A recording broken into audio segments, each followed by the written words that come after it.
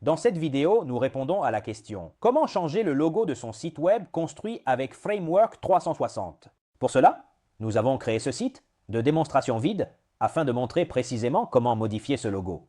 Comme nous pouvons le voir, en haut à gauche, il y a Framework 360 comme logo qui est installé par défaut sur tous les nouveaux environnements. Si nous voulons ajouter notre propre logo, il suffit de cliquer sur Modifier la page et nous nous retrouverons dans le back-office où se trouve la page en question que nous pouvons modifier.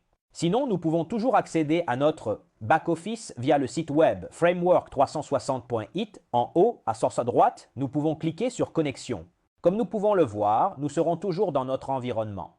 Donc, si nous voulons changer le logo, nous pouvons nous faire aider soit par l'assistant virtuel que nous trouvons toujours sur le tableau de bord lorsqu'il y a quelque chose que nous pouvons lui demander de faire. Par exemple, ajouter un logo et des informations sur l'entreprise, nous cliquons ici puis sur Suivant.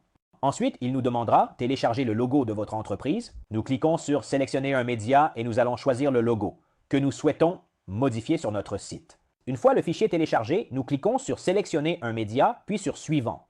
Ensuite, si nous utilisons l'assistant virtuel, il nous demandera quelques informations sur notre entreprise, comme l'adresse, par exemple rue. Comme nous pouvons le voir pendant la recherche, Framework 360 nous suggérera toutes les adresses présentes sur Google. Nous pouvons par exemple saisir celle-ci. Nous cliquons sur Suivant. Une fois confirmé, l'assistant virtuel aura changé le logo pour nous. En effet, en cliquant sur Voir le site, nous pourrons ouvrir notre site web et constater que le logo aura été remplacé par le nouveau. Nous pourrons évidemment toujours le modifier via le site web, les blocs globaux, puis l'entête, qui correspond à la partie supérieure de tous les sites web.